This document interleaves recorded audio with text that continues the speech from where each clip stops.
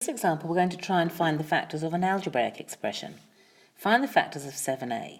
So what does 7a actually mean? 7a means 7 times a. So these are the two sides of the rectangle which have an area of 7a. So we can see already that one side will be 7. 1, 2, 3, 4, 5, 6, 7. So one side is 7.